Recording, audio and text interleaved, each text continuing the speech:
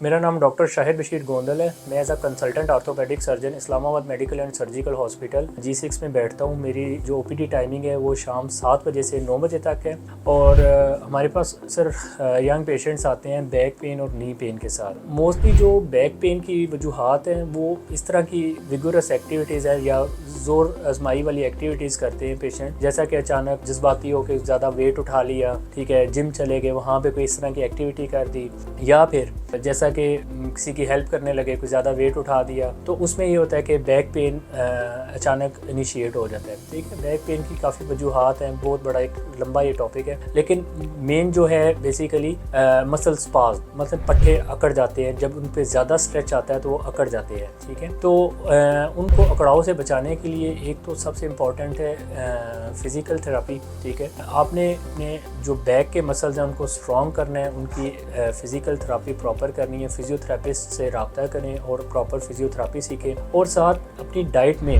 Calcium intake ज़्यादा से ज़्यादा रखें। ठीक है, लेकिन वो भी एक जो RDA जो रिक्वायर्ड डोज है उसके मुताबिक आपने लेना है। ठीक है, हमारे पास जो ब्रांड है ऑस्फिड बहुत ज़्यादा मैं ख़ुद प्रेस्क्राइब करता हूँ पेशेंट्स को। उसमें ये है कि वो 1 a डे आप ले सकते हैं, उसकी डोज बिल्कुल अकॉर्डिंग टू द RDA है और काफ़ी इफ़ेक्टिव है। पेशेंट को जब कैल्शियम पूरा होगा उनके मसल्स के अंदर तो ऑटोमेटिकली उस स्पाज़ में नहीं जाएंगे। और बाकी जो है घुटनों के दर्द के लिए इम्पॉर्टेंट है, जब कैल्शियम इंटेक अच्छी होगी तो वो भी डिजेनरेटिव चेंजेस उनमें नहीं आएंगे, तो ये भी इनडायरेक्टली आपके जो है कैटाबॉलिक मैकेनिज़म्स को स्लो डाउन करता है। शुक्रिया।